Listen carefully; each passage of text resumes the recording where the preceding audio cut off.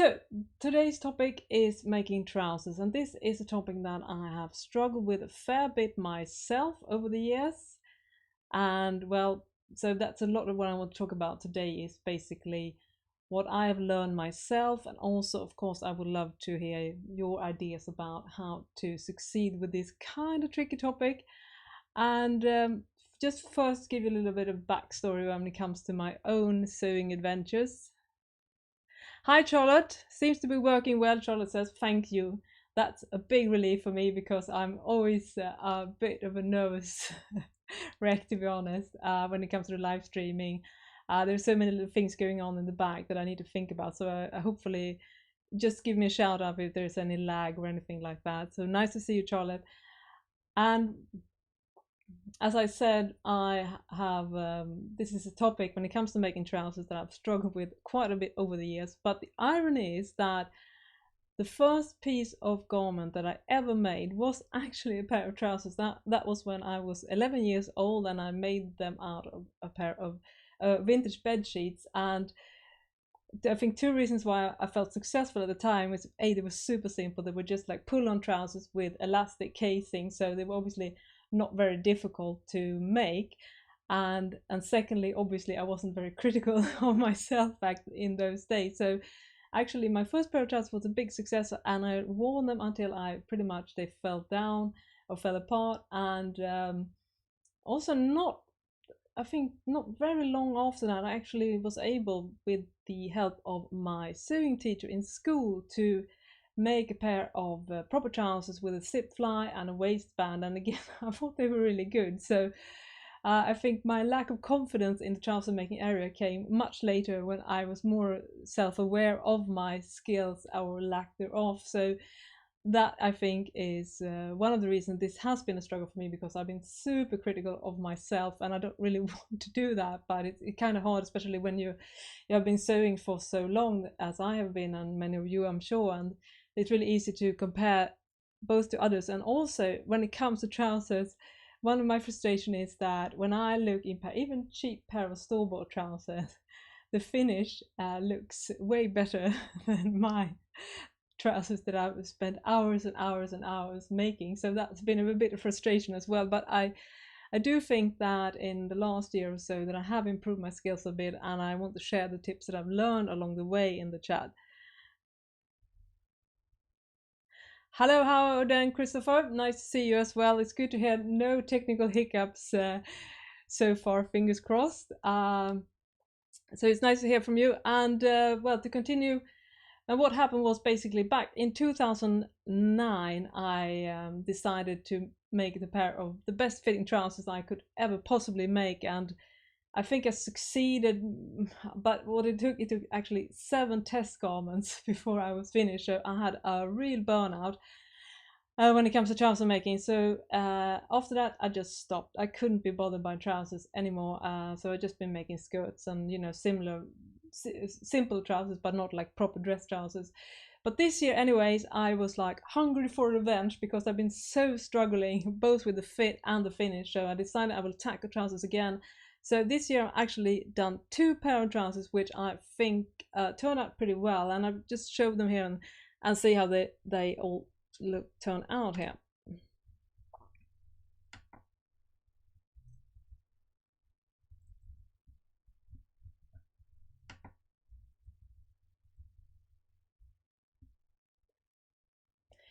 So this is the first pair of trousers that I made earlier this year, and they are from Burda Style, which I found the pattern to be the best, I think. It's a bit dark because they're dark navy, but I do think the fit is pretty nice.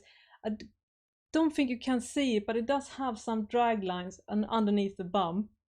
But overall, I felt that the fit was really good, and it's obviously much tricky to get the fit right in the back. And you can see here, can I? And this is how they look in the front. Obviously, it's a bit hard to see. And the other pair of trousers that I made a couple of months ago are these. This is a pair of cigarette trousers that also from Burda Style. And I found Burda Style is probably the brand that makes the best fitting trousers for me. So this is how they look in the back. And this was quite a bit of a journey trying to achieve this fit. So it took me several test garments and a lot of alterations, and that's one of the things obviously that many of us struggles with the most, and that is also confirmed in the survey that I did when I talked about, asked you questions, and 41%, almost 42% of you said getting the fit right. So that's something I want to address here in the beginning.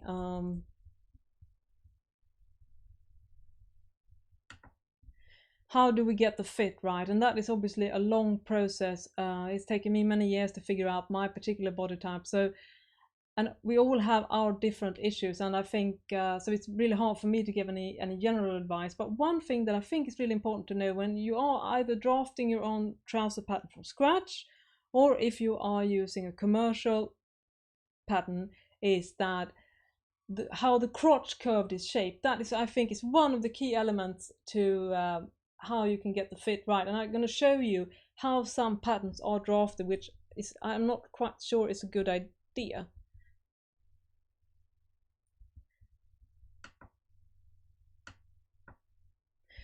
As you can see, the curve is really shallow. It's very much a C curve, and I've been told that this is in the fabric garment making industry. It's a way to save fabric because it doesn't take up as much fabric as one would have if you have a more shaped crop. And the crotch that I've found fits much better when it comes to this is what looks like this.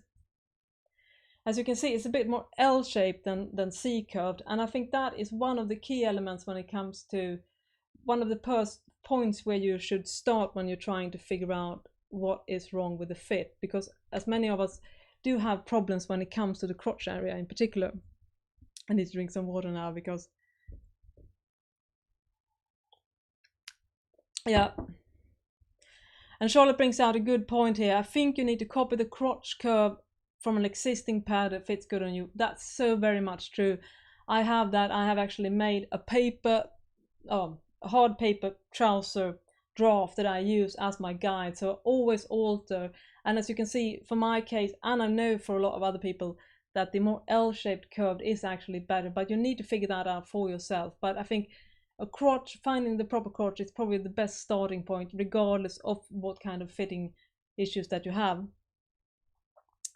A lot more people in the chat now. Jenny, Karen, hi. So nice to see you. It's so fun. It's always a bit nervous to see if someone will show up. So I'm always happy that some of you are, and it's so much fun having you around and chatting and giving you all your suggestions. And another thing that has been very important for me at least, and I think this is a tip that is actually quite universal, and what that is a lot of us struggle with getting let's see here.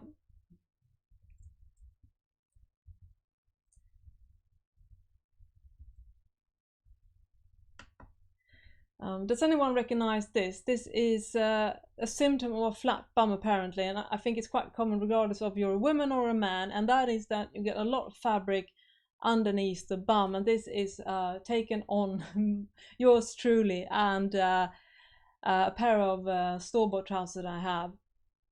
And a way that I've found is very effective when it comes to this is using something that is called a fish eye dot. And this is a tutorial from Anne Rowley, which I actually think was I think she won the British Sewing Bee. Correct me if I'm wrong, because I haven't really been able to follow those programs here in Sweden. Have not always been broadcasted. But anyways, as you can see, what it's done is that you slice the pattern in two places to mimic the fold to remove the excess fabric. And in the description of this chat, I've linked to her tutorial. So that's really something that I think you should check out if you have something like this. It's sometimes called flat bum. Obviously I have it, and I know that a lot of other people have it too. And I know there are a lot of different ways how to alter your trousers when it comes to this. There are many different suggestions, but for me I found this is the most effective, and this is really old tutorial that she did many years ago. It's available on Flickr, and as I said, the link will be in the description section, so that's highly recommended to if you check out when it comes to the crotch. Another tip that I want to give you when it comes to the fit is a resource for another blog actually that a fellow series showed me in a Facebook group. It's a guest post on the French pattern designer and blogger. I think it's called Pauline. And I just want to show you. I thought it was a good diagram when it comes to the different kind of ways that you can. Let me see here if I can figure this out. Oh, yeah. Hope you can see this now.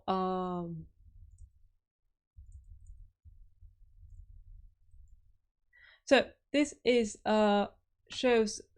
I really like the illustrations here because it shows really well the sort of common areas when it comes to this. Is obviously very typical as well. You have fabric drag lines at the front of the crotch, and then there's quite some well cleared designs. And again, the link is in the description section. Now, as good as I like the illustration, what we realized was both me and the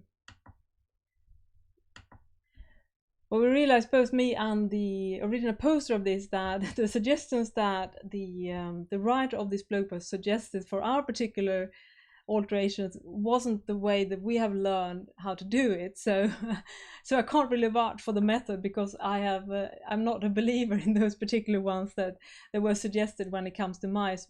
For instance, when it comes to sway back, the way that I have learned is that you remove some excess fabric at the inner back seam, but they suggest a completely different idea when you lower the waist seam. So it's a bit different, but so you have to figure out for yourself. It's something for you. Again, links it will be in the description section, but I think it was a really good way of just seeing the resources. And more people in the chat. AC, Alice, hi Alice, and hi Kathy, and hi Barbara. So nice to see you. I'm just chatting along here, addressing different fitting topics. Obviously, what I would suggest, if fitting is something that you all struggle with, I would definitely suggest that you get a good book. The best one I have done, or I have used, is this one, which is called Pants for Real People, and it's done by Patty Palmer and Marta Alto, and half of the book is devoted to fitting trousers, and the other half is basically just tutorials on different techniques when it comes to making trousers. So I'm getting so dry already, and my water is already out, so I might lose my voice and have to go away and drink some water. Anyways, this is a really good book that I can highly recommend, and if you want to see more when it comes to fit. So, but for me, what have been most useful is basically just doing a lot of test garments, pinning, and not going straight to the real pattern, the real trouser fabric, because that has usually not not been a good idea for me. It's usually ended up not looking very good. So I definitely recommend, if you are struggling, to just being really methodical. Sorry, sometimes I forget how to speak English, and just use like any random fabric that is similar to the trouser fabric you use, and just do all the fitting then, and then just translate the alterations to the real pattern, and then cut in the actual fashion fabric. That's my recommendation. I have not followed it many times, and it has been an expensive lesson to learn. Yeah, and Polly says this book is again a plug for the Pants for Real People. Link is in the description section. Excellent, especially because you learn so much techniques as well. And I think this has been the single best thing that has happened to my own pants fitting journey. Now, I have been just blubbering around here, and if you have noticed any things that you really think is crucial when it comes to fit, or any tips, just tell me in the comment section here in the chat, so I can just read them up so you can all hear them, because that's there are a lot of different aspects. But I do think my general recommendation is to start with the crotch, get that right, and then move on to other parts of your pattern.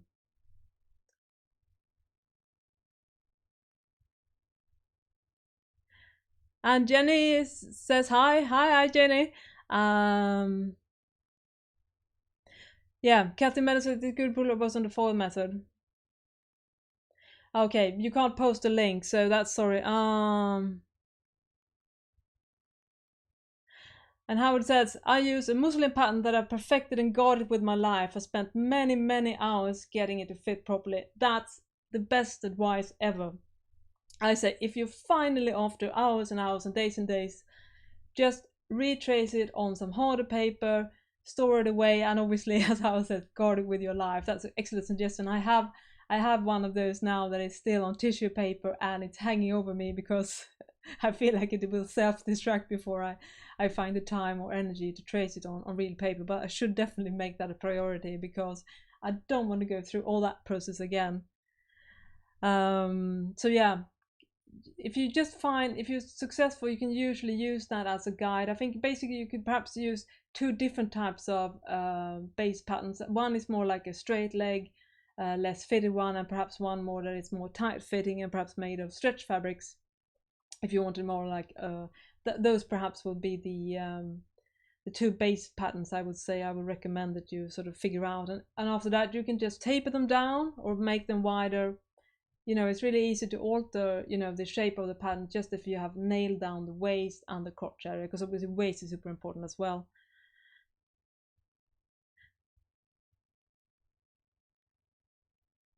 Yeah, Jenny says, now I use Sure Fits design, so many options. Could you please share more about the Sure Fit? Because I've heard about that. I've not really tried it myself, but I know that a lot of people seems happy about it. Yeah, Polly, Polly also said that can you have one pattern actually? They're fitted more trouser-like pants. Yes, I agree with that. As I said, I think you should at least have two different, one more slim fitting and one more straight leg. That's definitely what I would recommend, and I have that myself. And I also have a jeans pattern, which is perhaps a topic for another chat in the future. Which I also have one of those that I use for all my jeans making, so I don't really have to change that.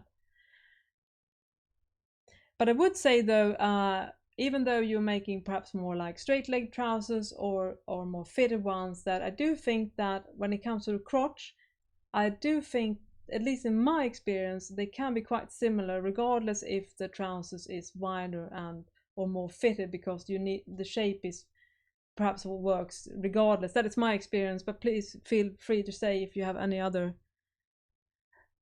Yeah, and Polly says, yes, let's do a jeans video. Yeah, I'll give you a promise. I'm actually about to make a pair of new jeans because I only have one pair and they are sort of, the fabric is really wearing down now. So it's time to start bringing out that again. But I have one problem here in Sweden, at least, that it's super hard to find good denim fabric that really looks like professional made jeans. You don't want, you don't want your jeans to look home soon. I think I don't really mind my clothes looking home soon in general, but when it comes to jeans, I do think that I definitely strive for the more like industrial look. So getting great jeans fabric, but yeah, I would love to do a video about that because that's something I'm very passionate about. I've made a lot of jeans in my days, and that is again something I can't find that fits me nicely in the stores.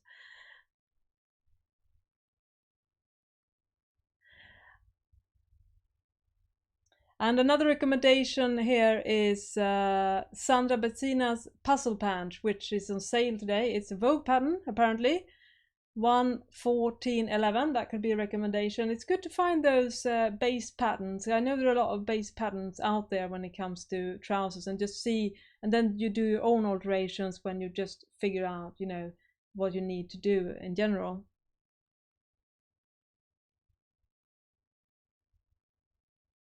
Yeah, Christopher has an excellent suggestion when it comes to jeans as well. Just go with the sanding paper afterward, and that's something that is really true because that's one of the signs. I think now we're getting a jeans chat anyways, but we can say. But I think I agree that because one of the signs of homemade jeans is they usually have no patina.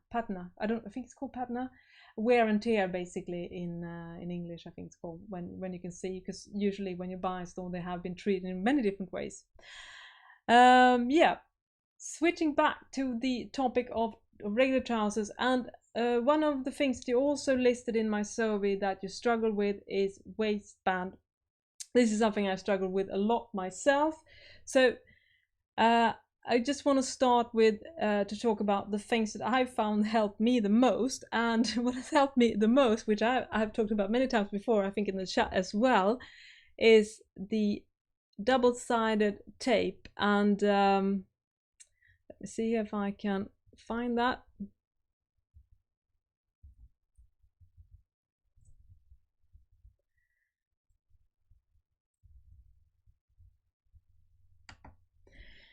So this is the Sue's best friend. It's the double-sided washable tape, and I use this for when I'm doing the waistband. So I apply the tape and then I fold it in just to make sure that it looks as flat and neat as possible before I start the top stitching. So this is Wonder tape. I think it's called double-sided tape. I use it for a lot of knits, and obviously I think it's been the single best thing for me. I've also experimented a lot with glue and also with hand basting, and also doing very extensive pressing, because getting the inside right is one of the biggest challenges for me. And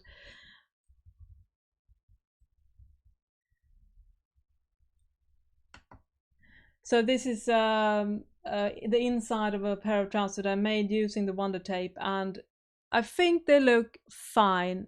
It's not, the stitch is not 100% straight, but compared to a lot of other trousers I made, I think the waistband looks a lot better. And this is how they look on the outside. And I've stitched in the ditched here, so I used actually navy thread on the outside, and in the bobbin I actually used white thread so that it would look more like discreet. And this was done with the help of my friend, the double tape. So that's one of the tips when it comes to waistband. Another tip that I have when it comes to waistband is to usually opt for a curved waistband rather than shaped. And I think that's true for, I know we have some men here in the chat as well. Would you agree with me that when I'm talking about a straight waistband, I obviously mean a waistband that is like shaped with a rectangle. And when I talk about the curved waistband, I'm talking about a waistband piece that is slightly cut on the bias, and it's shaped so it sits better.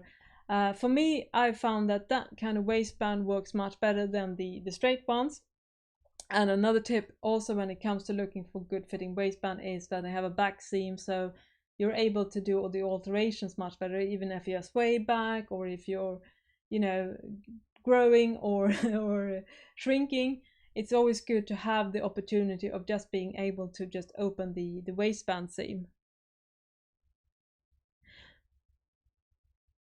And Christopher says that, yeah, thank you, contoured waistband, sorry, not curved, contour waistband, yeah, exactly, that's what I was referring to. And Christopher has a great tip too, that I sewed inside the waistband of the pants and then folding it outside while top stitching. And that's a great idea, because the serger is that edge is just perfect amount to just fold and stitch. So that's a trick you can use in many different ways.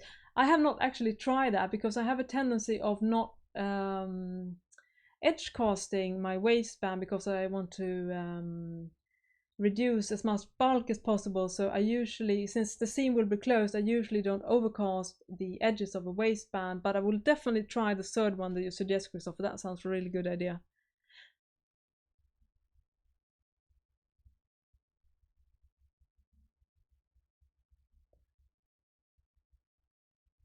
Jenny asks, would that help with gaping at the back waistband that is too low? Yeah, I think if it's both gaping and sits a bit too low, what I would do that is both elongate the back crotch seam if it sits too low, because that's quite common, that, you know, when you sit down it sort of goes down. I should make that seam longer, extend the back crotch seam, and also make it more slanted. So I think I have some illustrations on how that can be done, if I can show you here.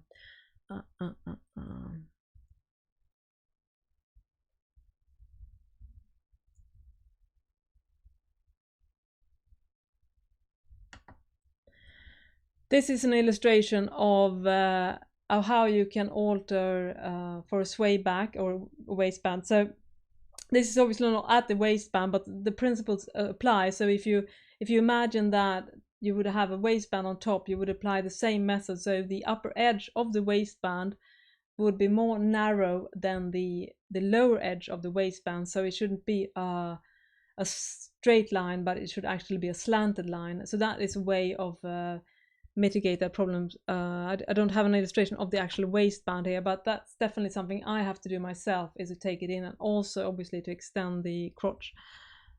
And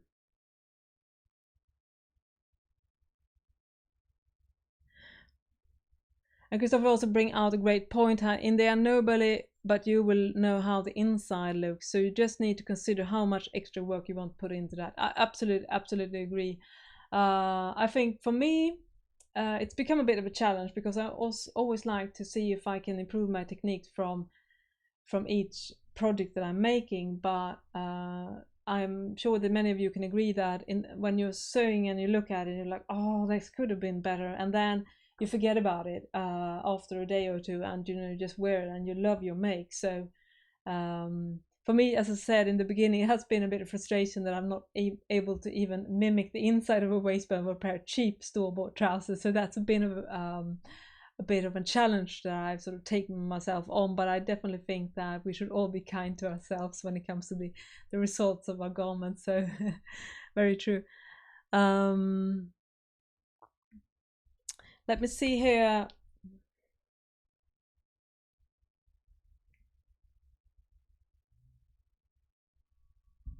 And another thing that came up in the survey was fly fronts.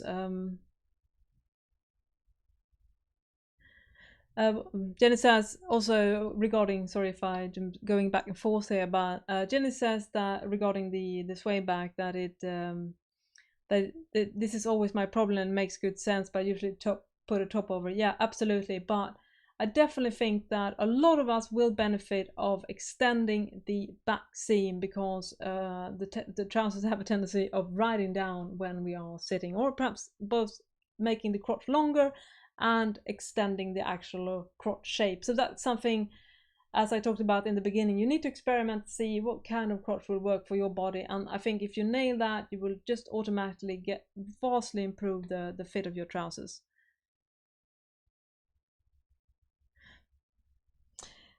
Yeah, anyways, over to fly fronts. And this is something that several of you also said that you find a bit of a struggle. And again, there are lots of ways to do that. I prefer, when I make my trousers, if I'm making dressier trousers obviously, is that I like to do like traditional men's trousers, which is that you have a fly front like this, and then you have a shield in the back. I know the lighting is super off, so I'm not sure if you can tell, but it has this backing in the back. So and the zipper sits like this. So this is my preferred method, and there are some tricks to get this right. And one of the struggles that some of us does have is that we find it's really hard to sew the curve here. And there's some tricks for that as well. Let me see if I can find this, and I lost everything. Yeah.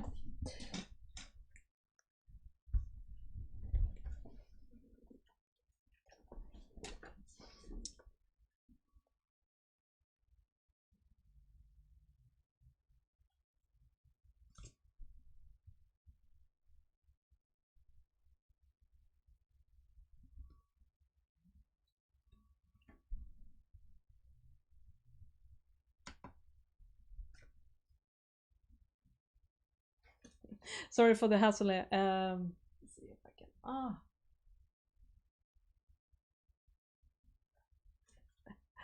It's always something. Anyways.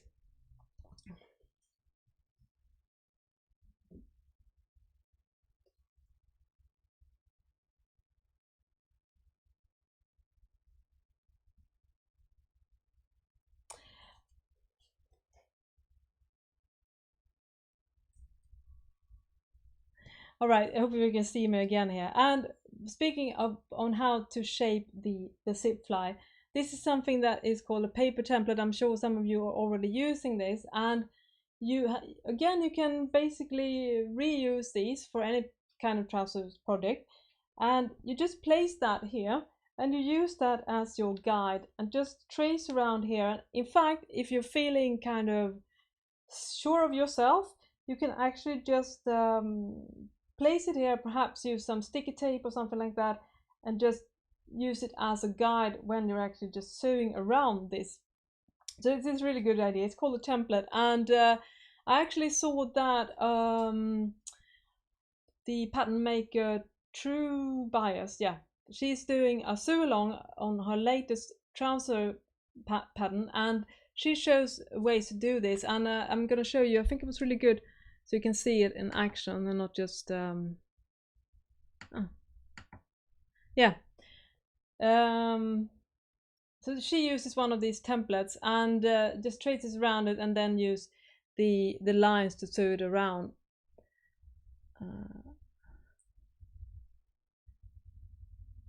And I mean, the trick obviously is to not use a pen that is how shall I put it? It doesn't stick when you're ironing, because that's one of the issues. Unless you want to wash it away immediately. So if you have any, I would love, by the way, please tell me if your best tips for what kind of tracing pen you should use, because I have not found the right one. I'm actually using, I did Tailor chalk, but I found that to be a bit chalky and not really getting, I've not found a good quality ones, and I also sometimes use crayon, but they can be a bit risky because if they are getting in contact with heat, they do have a tendency of not being as permanent. I usually use a crayon that is like light or white. So if you have any pens recommendation, I would love to know.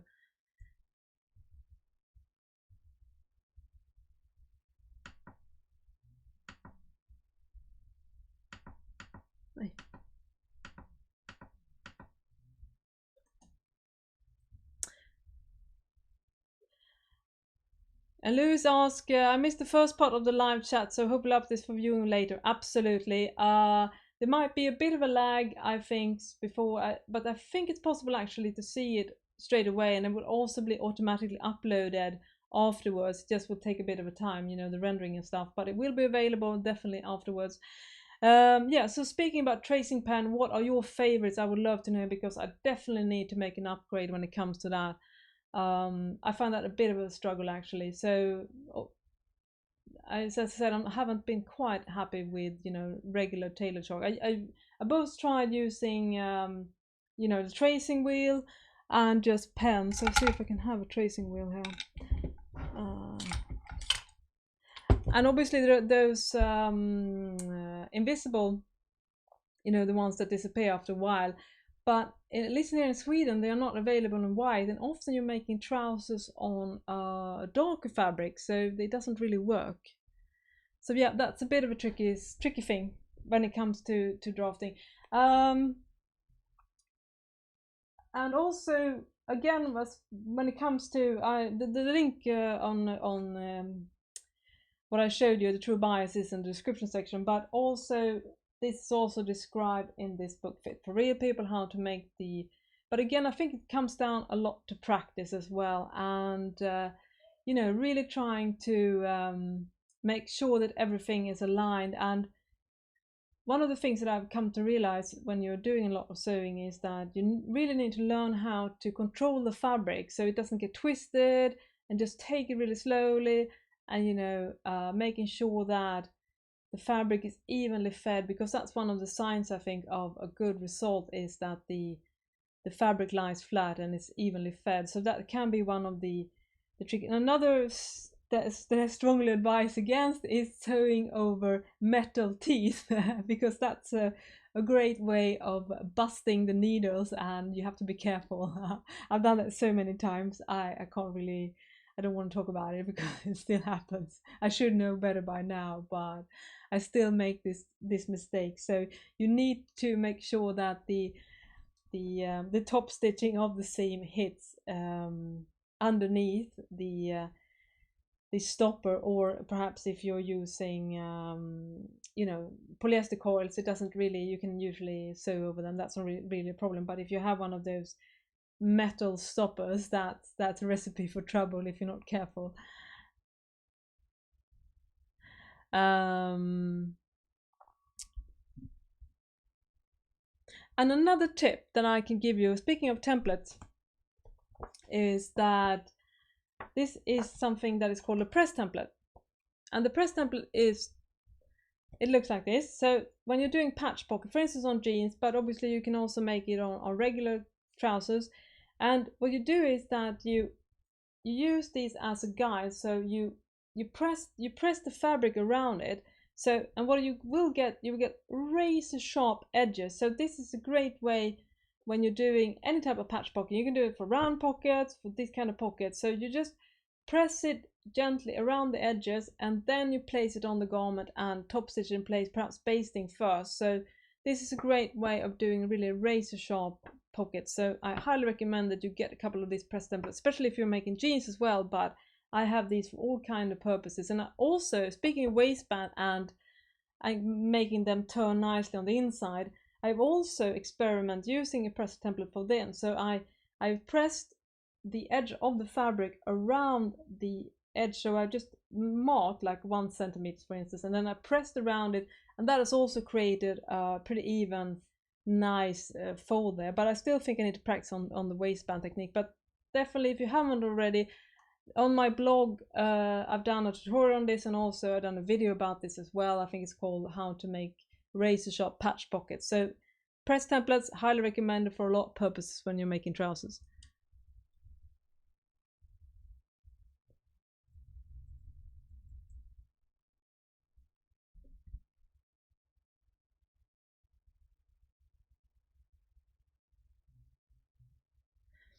Oh, and we got a recommendation now for the pen here, for tracing pen. Hi, Michael. Tried all kinds of tracing pens. My favorite is the Clover Chuko liner pen. It's a pen filled with ground chalk and comes in various colors. Just brush it off once done. That sounds like the perfect pen. I will definitely link to that in the afterwards as well in the description section. So the Clover Chuko liner pen. Sorry if I pronounce this horribly wrong, but that sounds like a great suggestion. So I'll definitely check that out. Thank you so much. Clover is a great brand. I think I have a lot of notions from them, and they do a lot of good stuff. Prim is another favorite. I'm not sure what the best ones in North America is. If you have any particular brands you can recommend there, because there are obviously some are better and some are worse. And here in Europe, I found that Clover and Prim has been. I think Prim and Dritz might be the same ones. I'm not really 100% sure, but they do seem to make very similar products. So Dritz, that might be another option as well.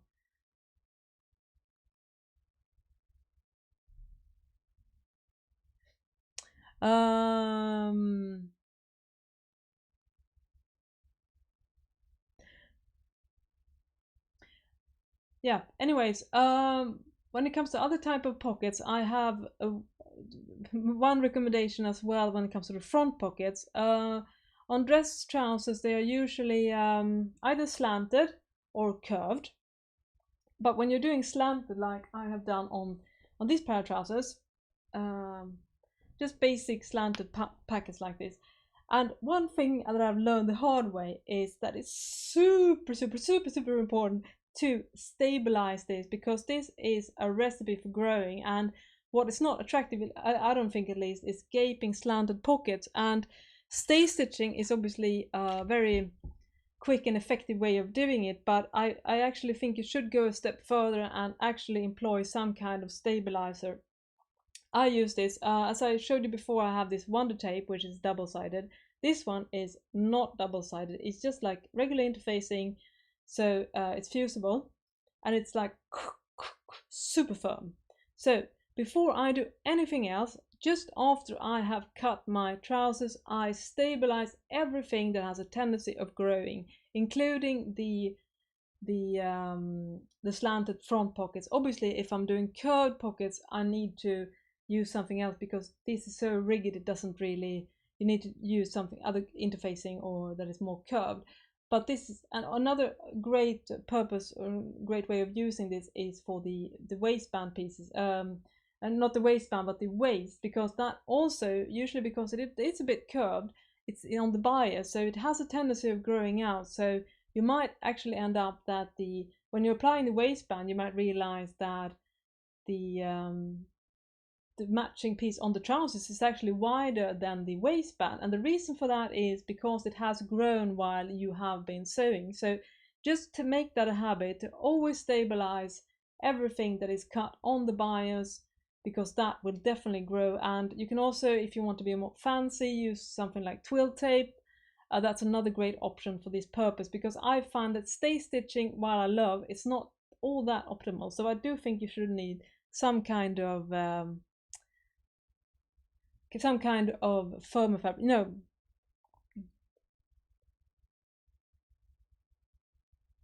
Also, Jenny asked if I take the pockets into the fly. It depends on the pocket construction. Again, I hope you can see this. Now again, my English is a bit spotty when it comes to this, but this is a typical way of doing trousers, like classic men's trousers or dress trousers. As you can see here, I have actually, if that's what you're referring to, Jenny, I have actually attached the edge, and that's a great way when you're doing this kind of trousers. Obviously the best thing is that it keeps its shape, it doesn't like becomes a little bouncy ball inside. So I actually prefer this method when I'm doing like dressy trousers, to make sure that it's attached in several spots, so it's attached underneath the shield of the zip here, so you can see it runs all the way like this.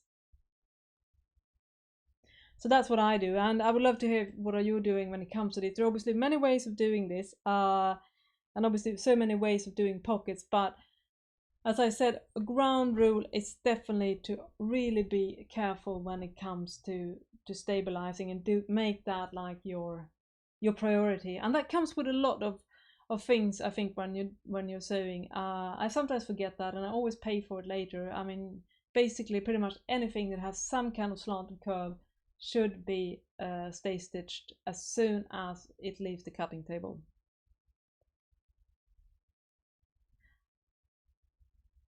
And Greg says interfacing cut on the bias. Are you referring to waistband here, or are you referring to the curved seam? Because that's I suppose if you're referring to the curved seam, absolutely, because that's a great way. You make a great point there, because a bias cut interfacing is wonderfully great when it comes to being shape. And if you want to splurge, I also have let me see here where to put that one.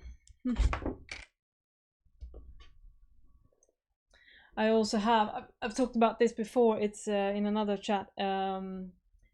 It's a bias tape which has a chain stitch, so it's more stable than regular bias cut interfacing, but it still can shape, so you can use it for any curved seam, such as the front pockets of a pair of trousers or a neckline or whatever else you need to stabilize that is curved. So you need to, so this is better, but obviously it costs a pretty penny. And from what I heard before, it's not readily available in North America. It's from Freudenberg, the Flisseline brand, which is like the biggest, I think, European brand when it comes to fusible interfacing and things like that. But so if you can't find it, it's a shame, because they're really good. But obviously you can do, as Greg says, you can do it just with regular bias cut interfacing as well when you're doing shape curves. So stabilizing, super important. Need to remember that too.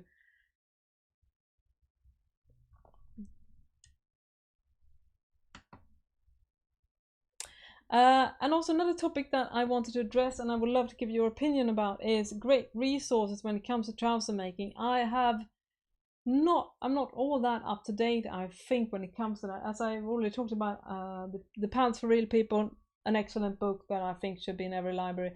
But there are obviously a lot of other resources as well. I wonder if you have, I know some of you take like courses like from Craftsy and perhaps some pattern review. I know that David Coffin, I think, have done perhaps like some kind of video tutorial as well. David Coffin is the author of the shirt making Bible. So if you have any suggestions, please tell me in the the chat section here as well, link them up, because that's something I would love to know. And I think when it comes to trouser making, I think it's really good also to see someone showing it on video, and I would love to know that.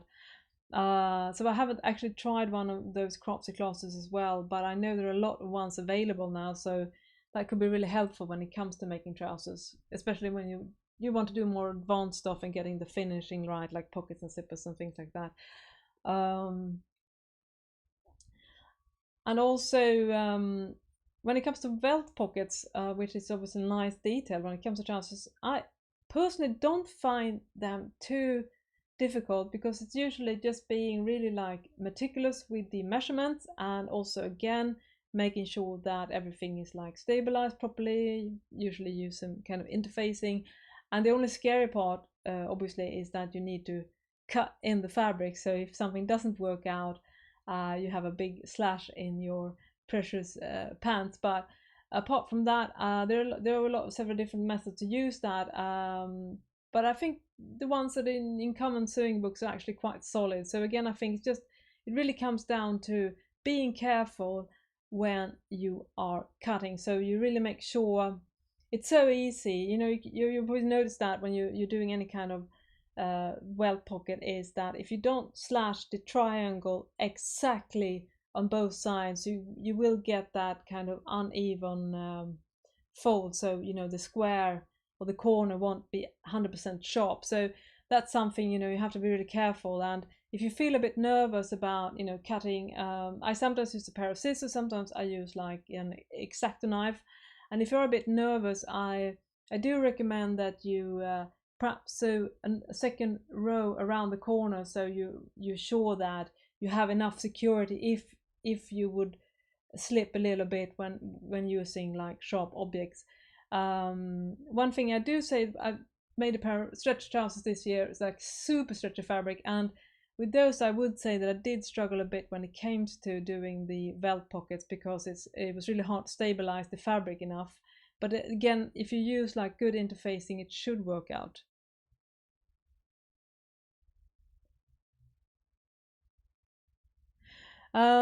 As for my questions on good information when it comes to making trousers, Jenny says, I would suggest looking at least at Sure Fit Design. It has worked for me for the last year or so. Clever system using just your measurements. Mind you, I'm still opening to learning. And Christopher has another resource here that is probably called The English Tailor. Could be worth searching out. Was that was a YouTube film, right?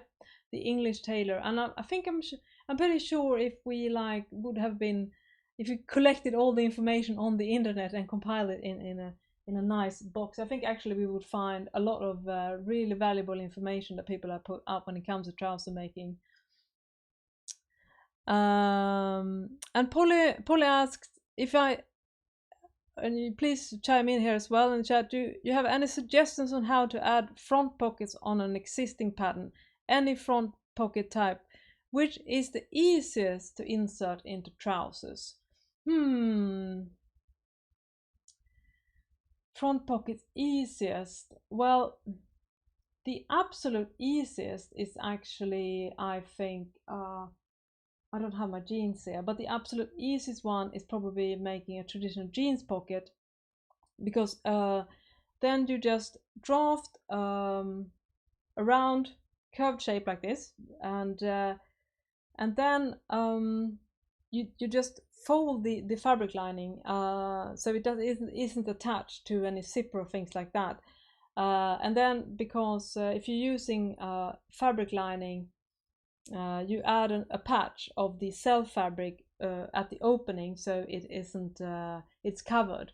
So that's one of the easiest way. But apart from that, I would definitely say that the slanted pocket that I showed you on the trouser that I made, perhaps that's easier when I think about it. You put me on a spot there, Polly. I think perhaps this is perhaps the easiest one, and if you don't need to perhaps do it all the way like this, if you find that difficult to do it all the way here. But the only thing you can also just do the lining and then just fold it. So you fold it here instead of having like two pieces that you put together later. And I will probably explain this really bad. I'm sorry in advance, Polly, but all you really need to think about is make sure that the pockets are attached in the waistband, because if you're just doing a curve pocket, unless the trousers are very loose fitting, it won't really sit very well. So it might like show on the outside. So I definitely think that you need to, that would be probably my best tips, that if you just draft slanted line and then just do the and another trick also I can show you here. As you can see, I'm using like a decorated fabric, but I'm actually, when you see it on the outside, you don't see the red, white and dot, and that is because I have done it's faced and it looks like this. And I've actually done a tutorial on my blog, thelaststitch.com. I will definitely put up a link to that one as well, so you can see how it's done. But it's also super simple if you obviously usually want to use some kind of lining fabric because it's much thinner and isn't as bulky as regular fabric. So yeah, perhaps doing that. Also, Polly, as I said, the jeans method, I've done a video about that and a blog post, so I will definitely link to that as well, if you can see which one you think would be the easiest, you know, just starting out.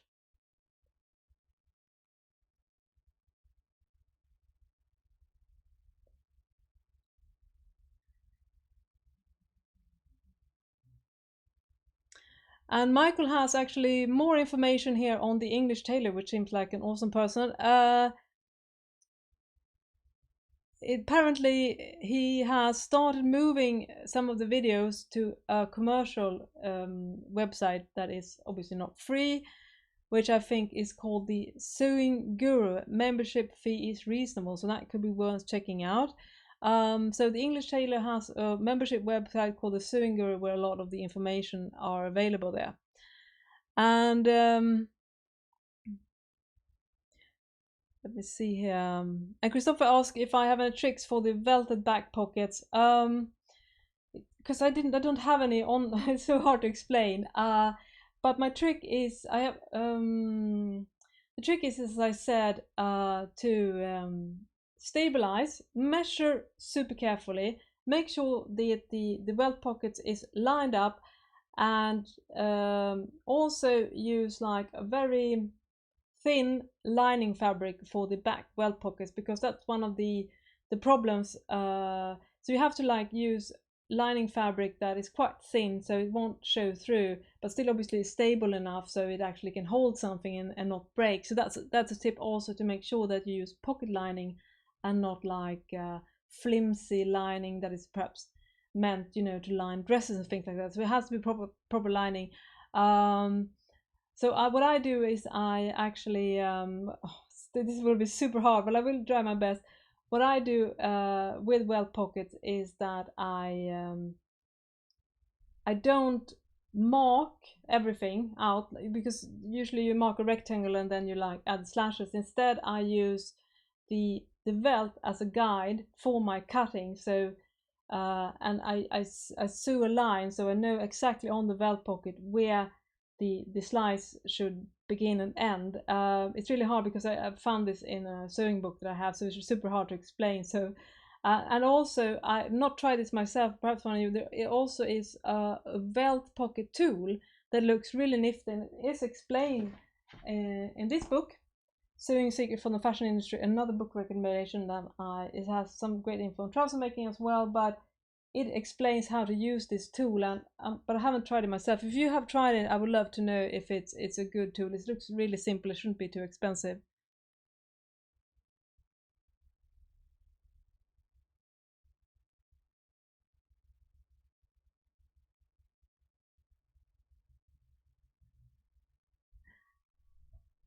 See if I missed some questions here in the chat.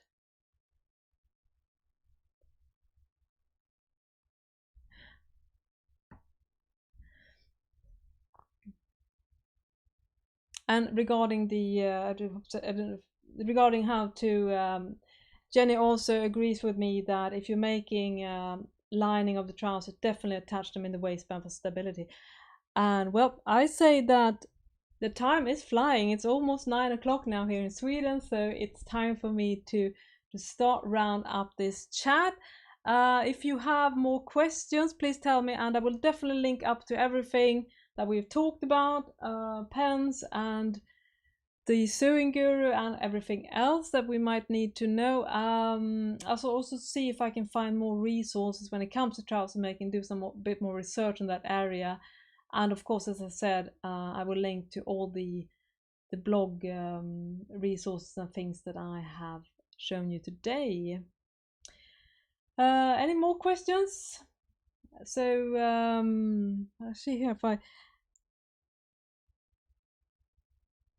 There was something else I wanted to talk about, but yeah, anyways, what I didn't also want to finish off is to say that if you are struggling with making trousers, as some of us are, it's definitely an acquired skill. So I don't think we should have the expectations to achieve perfect trousers from the scratch. So perhaps it might be tempting to buy like a really nice fabric when you're just starting out, and perhaps you should wait with that and first like do your make sure that you find the sort of pattern that fits you, and also find your pattern brand that works for your body type, because a lot of pattern brands use the same base pattern for most of the trouser drafts. For me, in instance, I've noticed that Burda fits me quite well, whereas several other pattern companies has been like disastrous for me when it comes to the fit. So you need to figure out perhaps what if your pattern brand is the one that works the best for you.